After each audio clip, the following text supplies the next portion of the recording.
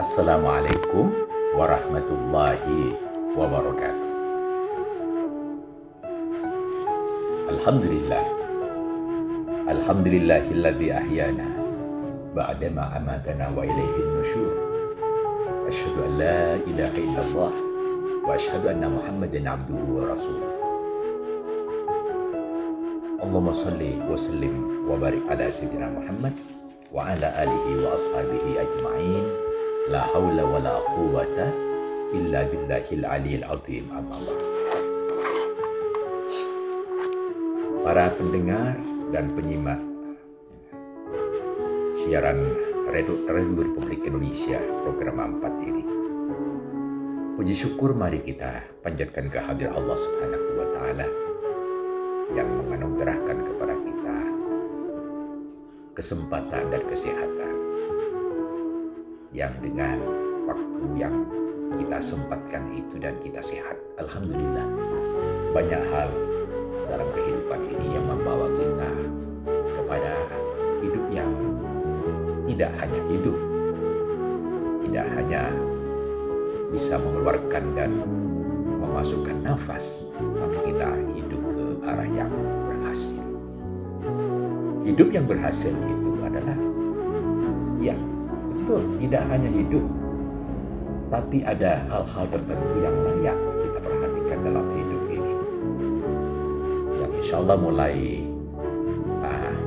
minggu-minggu ini kita akan membawa ke dalam hal-hal mendasar dalam kajian agama Islam yang mengarahkan kita kepada fokus hidup yang berhasil dengan tidak mengabaikan poin-poin penting ajaran mendasar itu, baik terkait dengan niat, terkait dengan fokus perbuatan yang mengarah kepada keajaiban yang bagus, tapi kita tidak meninggalkan hal-hal yang bersifat dosa dan seterusnya yang layak kita perhatikan bersama. Kita mulai pertama kali ini dengan membahas mengenai niat. Niat dan fokus keberhasilannya. Sehingga terkait dengan niat ini, Rasul Shallallahu Alaihi Wasallam, nanti kita sampaikan salah satu hadis. Yang pertama hadis tentang niat, yang kedua hadis mengenai apa yang banyak dibaca oleh Rasul sehingga kehidupan yang dilalui oleh umat-umat di masa beliau itu banyak jelas fokusnya, dan mereka adalah umat yang disebut khairul quruni qarni. Khairul qurun qarni, sebaik-baiknya abad bagi umat yang membawa keberhasilan pada masanya, kata Rasulullah, adalah umat di masaku. Para pendengar yang terhormat, dalam salah sebuah hadis diriwayatkan oleh Umar bin Khattab, dia berkata, qala Rasulullah sallallahu alaihi wasallam, bersabda Nabi sallallahu alaihi wasallam, innamal a'malu binniyat. Ada yang mengatakan binniyat, wa innama limri'in ma nawa. Segala amal, itu kata Rasulullah, tergantung kepada niat. Wa innama limri'in ma nawa, dan bagi setiap person, setiap orang adalah tergantung apa yang dia niatkan. Para pendengar yang terhormat, di dalam kehidupan ini niat itu memiliki posisi penting di dalam Islam. Bahkan orang itu banyak digerakkan oleh niatnya yang memotivasi dia untuk hidup berhasil. Dan kalau tepat dia membawa niatnya, berhasilnya itu tidak hanya berhasil di masa sekarang di dunia ini, di alam ini, tapi langsung terhubung baik dengan alam di akhirat yang akan datang. Niat ini berkaitan tidak saja dalam fokus urusan kebendaan, ya, ke ke kejasmanian, tapi juga sekaligus kerohanian.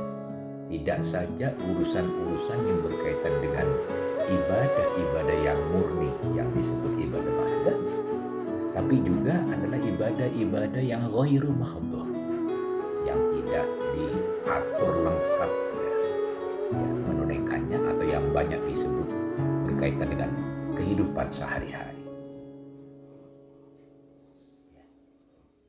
Yang paling gampang saja, kita pagi habis subuh sebelum bertugas langsung mandi. Langsung mandi begitu saja tanpa niat, ya biasa saja mandi seperti biasa, tidak ada dampak apa-apa mandi kita itu. Tapi kalau mandi mesti dibarengin niat, saya niat mandi untuk kuat beribadah kepada Allah. Mantap untuk tugas saya di pagi hari. Kita sudah punya pahala dengan niat kita itu. Mandi biasa tentunya ya tidak ada pengaruh apa-apa juga. Tapi bagi orang yang, mohon maaf, yang sudah berusia pernikahan, malam harinya melakukan sesuatu dengan komunikasi intensif sama keluarganya, dia mandi besar, nama itu ghuslan li raf'il hadasin akbar, fardhan lillahi ta'ala. Ada pahala di situ. Dari disebutkan dia sebagai orang berhadas besar, hilang hadas besarnya. Itu baru urusan seperti itu. Belum lagi kita kalau ke kantor punya niat khusus, bertugas ada niat khusus. Saya niat bertugas ini untuk mencari maisha keluarga lillahi ta'ala. Lain lagi itu. Beda dengan segera ke kantor pergi begitu saja. Ada lagi orang yang berniatnya niat mencari ilmu.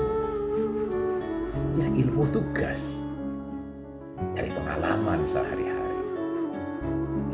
Itu punya bobot. Dan orang yang punya niat itu bisa fokus. Seperti ketika kita puasa kan.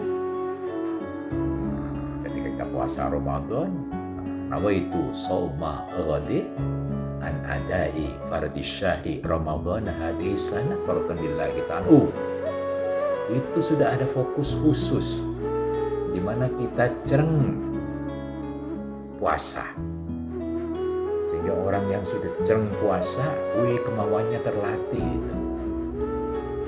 Tubuhnya tiba-tiba yang tadinya niat tanpa niat itu berat puasa, begitu niat itu kuat ini. Mulai daya tahan sana sini, otot-otot sudah mulai menyatukan diri. Ya, untuk fokus hanya melakukan tugas puasa dan tidak boleh tidak. Sehingga imunitas istilahnya itu sudah menyatu ya, untuk satu keutuhan puasa dari sejak terbit fajar sampai dengan terbenam matahari. Para pendengar yang terhormat, dengan orang melakukan niat yang bagus, banyak perkara-perkara yang bisa kita saksikan oleh Allah. Perkara yang tadinya termasuk perkara dunia biasa, adat istilah kita sehari-hari itu, ya kayak biasanya saja, menjadi ibadat, naik posisinya. Disitulah pentingnya kita sehari-hari memperhatikan mengenai niat.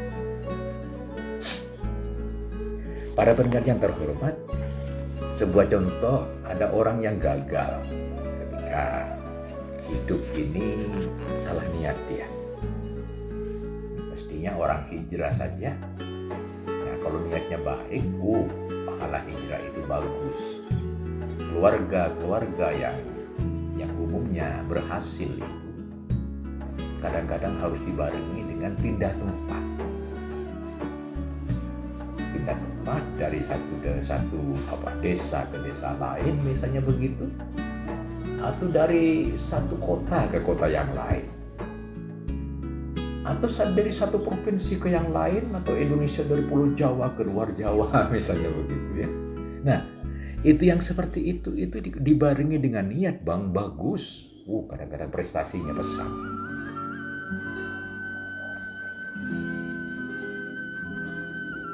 Tapi kalau niatnya itu arahnya bukan ke arah yang betul, maka kesia-siaan yang ada.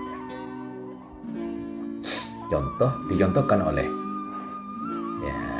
zaman ketika itu ada seorang sahabat bersama Rasulullah yang mestinya pindah dari Mekah ke Madinah itu karena Allah, mencari ridha Allah supaya pesat perkembangan kehidupannya. Nah, orang itu hijrahnya itu karena cewek. Ada orang cantik itu yang diikuti, awas kalau enggak pindah ya diambil orang. Nikah di Saudi, di Arab itu mahal ya, sampai 400 jutaan mas kawinnya itu. Agak beda dengan Indonesia ya. Nah, di sana ada sahabat yang pindahnya ya pokoknya saya ikut calon saya. Dia pindah kemana, saya pun pindah. Nah, di tengah-tengah orang hijrah ya dari Mekah ke Madinah itu. Nah, sampai bisian ini dia sama ceweknya tuh. Nah, dia kebelet macam-macam itu yang disampaikan oleh larasan sana sini daripada sahabat. Nah, sampailah informasi itu kepada Rasul. Nah, didengar oleh sahabat Umar bin Khattab yang meriwayatkan hadis ini. Sahabat matur kepada Rasulullah, ya Rasul, bagaimana kalau orang hijrah ke arah Allah dan Rasulnya akan dicapai ya Rasulullah. Tapi kalau orang hijrah itu karena cewek dia merugi kalau tidak hijrah karena ceweknya. Kalau niatnya hijrah yang seperti itu, bagaimana pahalanya wahai Rasulullah? Nah, keluarlah hadis ini. Ceweknya itu bernama Ummu Qais. Rasulullah melanjutkan hadis yang saya sampaikan tadi, wa innama likulli limri'in ma nawa. Dan bahwasanya setiap seseorang itu tergantung dengan apa yang diniatkan. Tegas Rasulullah diberi contoh di situ, faman kanat hijratuhu ilallahi wa rasulihi fa hijratuhu ilallahi wa rasulihi. Siapa yang hijrahnya itu ke arah Allah dan Rasulnya, maka dia memperoleh ridho Allah dan Rasulnya. Artinya hijrahnya itu berhasil, sukses dia, dapat pahala dia. Di dunia dia berhasil insya Allah, dan di akhirat dia berhasil juga. Tentunya ketulusanlah yang membawa dia berhasil dalam hijrahnya, itu jelas fokusnya. Jadi hijrah pun perlu ada fokus di sini. Niat hijrah itu, niat hijrah ke arah Allah dan Rasul, mencapai ridho Allah dan Rasul. Prestasi orang yang pindah atau yang disebut dengan hijrah itu biasanya banyak sekali membawa orang itu perubahan keberhasilan baru. Seperti kita maklum bahwa itu sisi lain bukan semata-mata pindah itu, hijrah itu, tapi di situ karena ada faktor niat yang membawa dia terjurus ke arah berhasil. Mudah fokus. Apapun tugas kita, kalau kita tidak ada arah ke berkonsentrasi ke arah itu, tidak ada pikiran yang menyatu ke arah situ. Biasanya pekerjaan yang banyak multitasking istilah sekarang ya, banyak bercabang pikirannya, itu tidak utuh berhasilnya. Mesti dilakukan satu-satu sekalipun pekerjaan itu mungkin lebih dari satu. Nah, di situ pentingnya niat.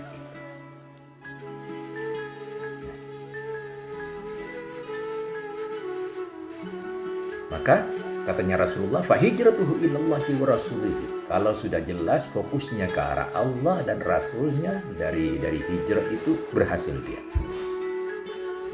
Nah, tapi dilanjutkan juga, wa man kanat hijratuhu lidunya yusibuha aw imra'atin yatazawwajuha atau yankihuha wa hijratuhu ila ma hajara ilaihi.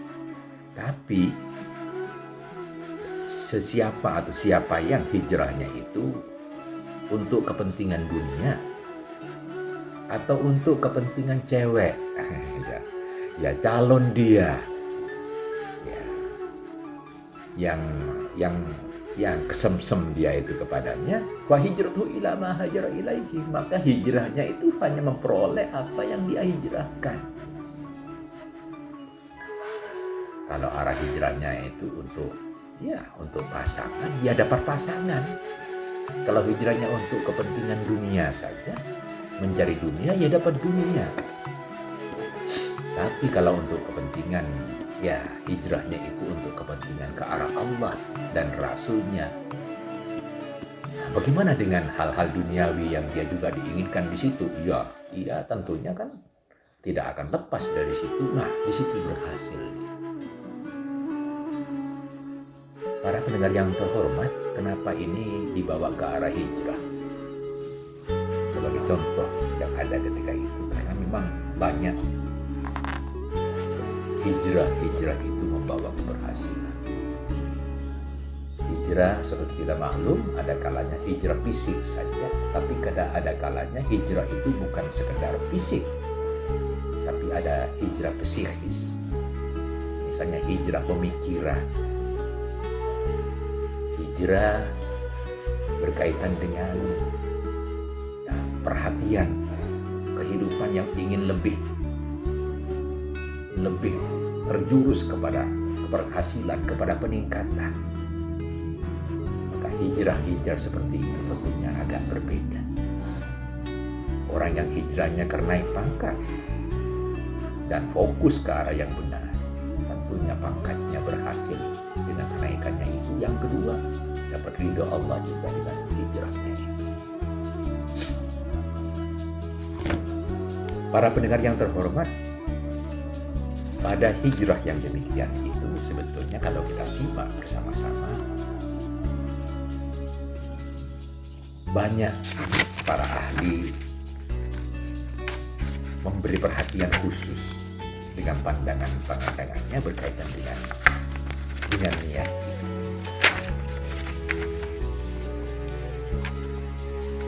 Sehingga di antara imam ada yang berpendapat bahwa sepakat orang-orang muslim tentang posisi besarnya niat dan pahala-pahala faedah niat dan kesehatan dan kesahan-kesahannya di dalam kehidupan. Misalnya Imam Asy-Syafi'i dan pengikut-pengikutnya berpendapat huwa sulusul Islam. Niat itu masuk ke dalam sepertiga aktivitas keislaman itu, di situ ada niat. Berarti kehidupan ini banyak berhasilnya itu didominasi oleh niat-niat yang betul. Baru niat puasa kita sudah tahu itu. Begitu pula niat ke kantor bagi orang yang sambil niat belajar, wah itu mungkin bisa jadi ya pahalanya di samping besar itu dia ada kesungguhan dia. Karena ke kantor itu juga bisa dalam wahana belajar. Orang belajar tidak pernah ketinggalan. Dan orang yang jelas fokusnya ke kantor itu untuk belajar, maka dia terus tambah pengalaman dan pengalaman. Kawan-kawan yang bagus dia tiru. Bahkan ada iri yang dibolehkan dalam agama itu, yaitu iri karena ingin meniru orang itu dalam berprestasi. Nah, itu boleh iri seperti itu, tapi bukan hasud. iri dua, ada dua iri yang dibolehkan dalam agama itu. Pertama, iri berkaitan dengan orang yang suka bersedekah. Nah, dia kepingin ngimbangi juga seperti dia dalam bersedekah, dalam berinfak. Iri seperti itu boleh. Di kantor ada orang berprestasi cemerlang. Kalau orang yang hasut, wah benci dengan orang berprestasi cemerlang seperti itu. Kalau tidak saya, tidak bisa dia. Ini orang dengki beda. Orang iri tapi iri yang positif, nah itu namanya ghibthah. Itu boleh. Saya melihat dia. Bahkan kadang-kadang dia tanya, wah selamat ya, berhasil Anda naik golongan ya. Studinya lolos juga ini. Dulu D2, sekarang S1. Baru sekian S1, pesat bener Anda belajar itu. Sekarang katanya sudah mau selesai tesis ya. Sudah mau selesai S2. Nah, orang yang iri positif ini beda dengan orang dengki tentunya. Kalau dengki itu kepingin dia itu di bawah kita terus. Kalau dia masih di atas kita, tidak puas kita. Nah, dengki ini diharamkan ya, dilarang di dalam agama. Kalau iri yang positif boleh. Namanya ghibthah dalam agama itu istilahnya. Asy-Syafi'i mengatakan bahwa mengenai niat ini masuk sepertiga perkara agama itu di dalam niat. Bahkan menegaskan Asy-Syafi'i ya yadkhulu fi sab'in baban minal fiqh. Bahkan kalau kita berbicara mengenai niat masuk di dalam bidang fiqh, dia ada di 70 bab kata Imam Syafi'i itu dalam bidang fikih itu. Wa qala akharun, orang-orang para tokoh lain selain Asy-Syafi'i berkata huwa rubu'ul Islam. Niat itu seperempat dalam bidang-bidang keagamaan Islam. Nah, oleh karena itu bisa jelas kepada kita yang bagi liman sannafa kitaban ayyabda fihi bihadal hadis. Karena itu banyak kita lihat siapa saja yang biasa menulis buku, menulis kitab, itu kebanyakannya mendahulukan babnya dengan membahas kitab niat ini atau persoalan niat ini.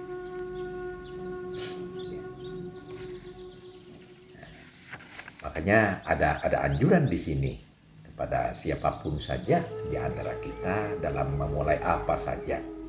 Jangan melupakan unsur niat ini karena begitu pentingnya persoalan niat masuk di dalam kehidupan kita ini.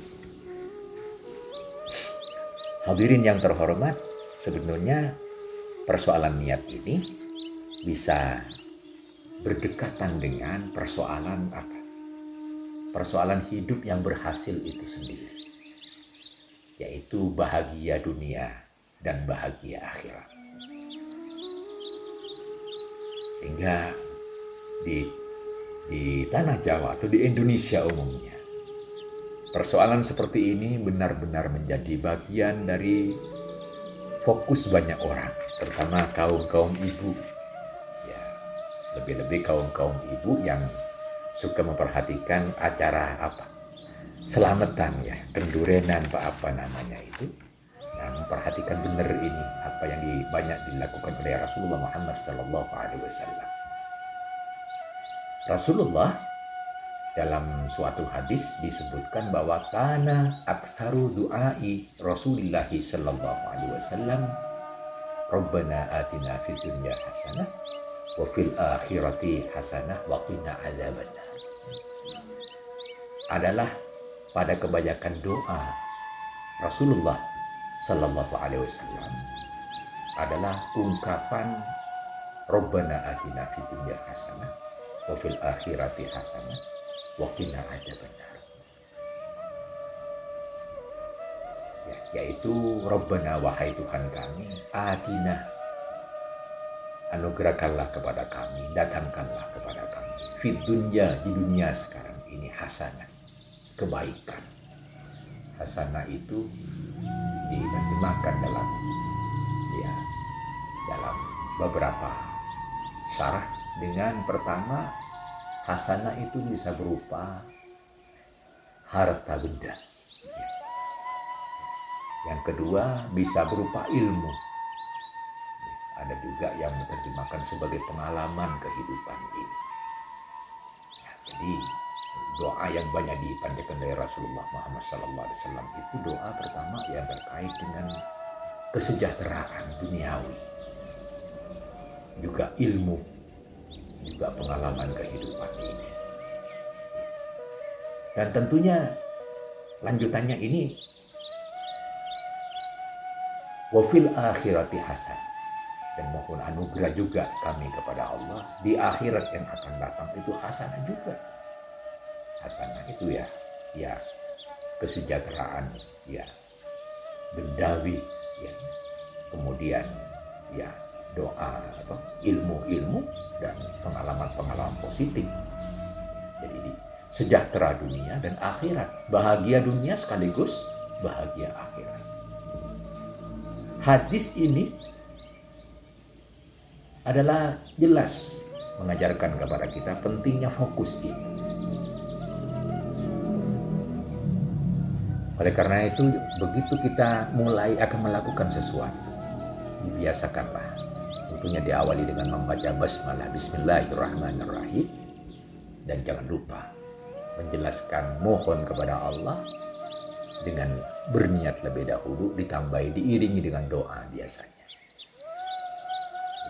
Ya, apa niat kita? Niat saya berangkat tugas pada pagi hari ini misalnya untuk litalabil ilm, untuk mencari ilmu pengetahuan, dan walitalabil ma'isyah, dan sekaligus pencaharian ma'isyah untuk kehidupan keluarga lillahi ta'ala, karena Allah subhanahu wa ta'ala. Kemudian kita mencoba juga membaca doa yang memudahkan kita langsung terlurus fokus kita. Misalnya ada doa, Allahumma inni as'aluka khaira hadal amal wa khaira ma fi wa a'udzubika min syarri hadal amal wa syarri ma fi bi rahmatika ya arhamar rahim. Allahumma, wahai Tuhan kami, wahai Allah, inni as'aluka, sesungguhnya aku mohon kepadamu, khaira hadal amal, kebaikan aktivitas yang dilakukan ini, wa khaira ma fi, dan apa yang berada di sekitar itu, wa a'udzubika min syarri hadal amal wa syarri ma fi, dan aku mohon perlindungan kepadamu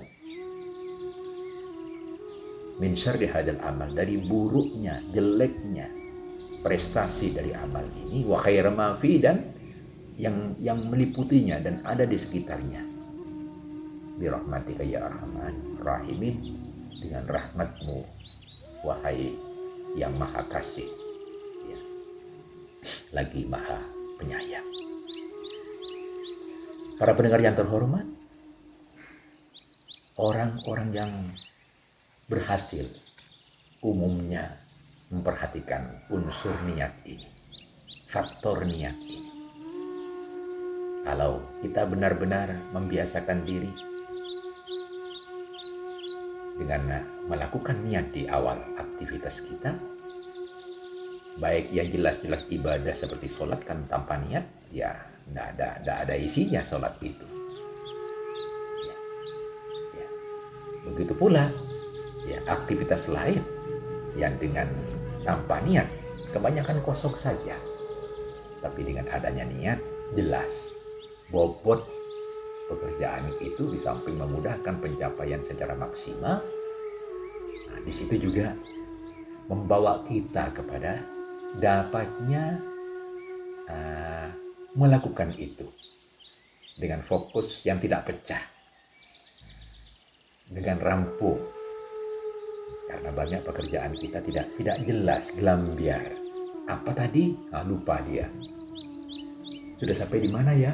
Lupa lagi. Nah, yang tepat lakukanlah dengan niat yang benar, dimulai jam berapa kita melakukan. Dimulainya tentunya jangan ngelantur. Kalau perlu hitung dalam hitungan 6, 5, 6 mulai. Atau 5 saja sudah mulai. Tek, tek, tek, tek, tek, tek, tek. Kita mulai di situ. Permulaan seperti itu yang tidak ditunda-tunda, dilakukan tepat pada waktunya. Menjadikan aktivitas kita aktivitas yang benar-benar bisa optimal, tepat awal waktunya, dan insya Allah kalau dikehendaki tepat juga akhir waktu kita dan bobot pekerjaannya bisa diandalkan. Ini barangkali untuk hari ini kita anggap ini bagian yang pertama. Insya Allah dalam dua kesempatan kita bahas ini, sehingga benar-benar apa yang kita fokuskan dari niat yang kita hadapi ini dengan aktivitas yang kita selesaikan, ya, berbanding seimbang gitu ya, berbanding seimbang dari awal sampai akhir kegiatan. Mari kita biasakan ya dalam diri kita ya, memotivasi diri dengan baik, lalu menggunakan niat ini sebagai wahana pendorong amal ke arah selesai ya seperti yang diharapkan, dan selesai dalam keadaan yang berhasil. Dan perlu diketahui juga bahwa hidup ini sebenarnya adalah sekali di dunia ini yang akan terulang lagi dalam kehidupan di alam lain, di akhirat, di negeri lain yang akan datang, kalau saja benar kita melakukan niat tulus lillahi ta'ala, karena Allah subhanahu wa ta'ala. Para pendengar yang terhormat, saya kira sampai di sini ya penyampaian ini, insya Allah kita akan sampaikan lagi pada kesempatan yang akan datang sebagai bagian dari fokus kita ya di persoalan niat dan fokus keberhasilan ini. Mudah-mudahan ada manfaatnya. Ada salah, ada khilaf dari saya, mohon maaf.